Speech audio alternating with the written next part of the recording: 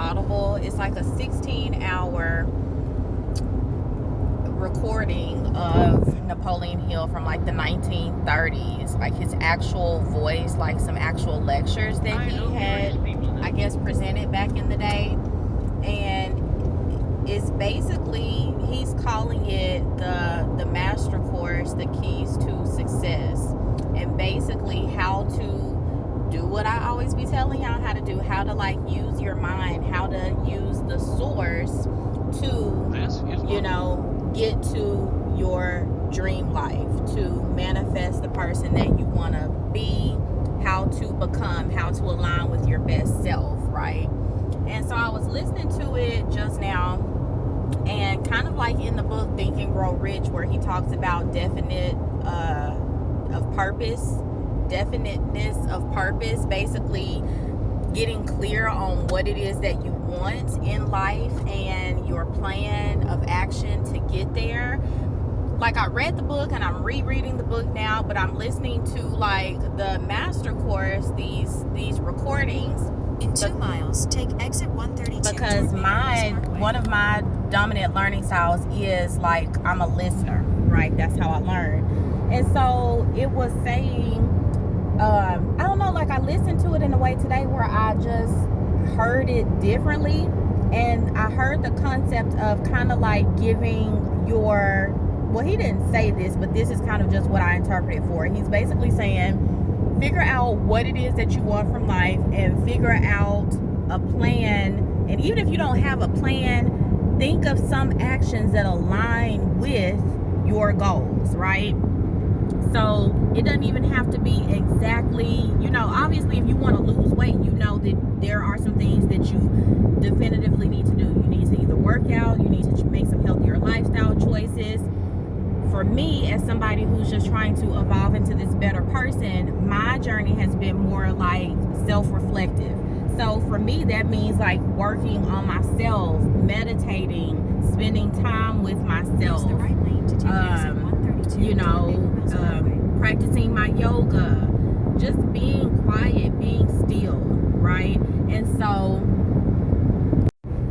it made me kind of think about how the Bible talks about giving your first, or giving your, you know, paying your tithes, right? So, you know, like when you pay your tithes, they say that's giving your first, giving the first 10th. And people always think about that in terms of money, and that can apply in different ways. I think like for me, I've been in about 3 miles. I try to make sure that one of the first things that I do in the morning is meditate. Like before I do anything else, like that's kind of how I start my day. That kind of sets my trajectory. That kind of, you know, helps. I visualize like not even how I want the day to go, but just being mindful and intentional of like, okay, what are the things that I need to prioritize today? What are the things that I need to get done? What are my, you know, non-negotiables? And for me, meditation is one of them. I also like the idea of doing, you know,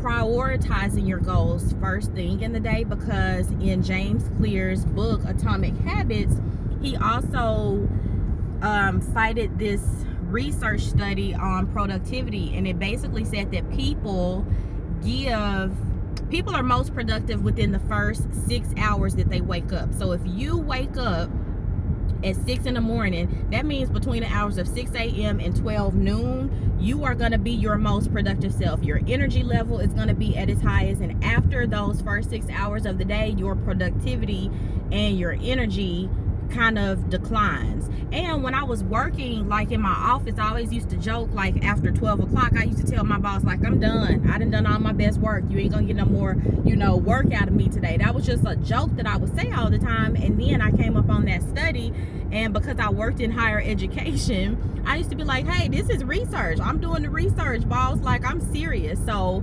again, I said all that to say, you know, when you prioritize your goals and yourself to make the things that you want to do, whether it's working out or eating a healthy meal or meditating or praying or journaling, do those things that are going to help you be better first thing. Don't wait until the end of the day, because by the time you get off work and you're trying to do all of those things, more than likely you're gonna run out of gas. You already tired, and if you had a long day at work already, that's just gonna be a reason for you to not do it. That's gonna be an easy out for you to procrastinate and put it off till the next day. So start prioritizing your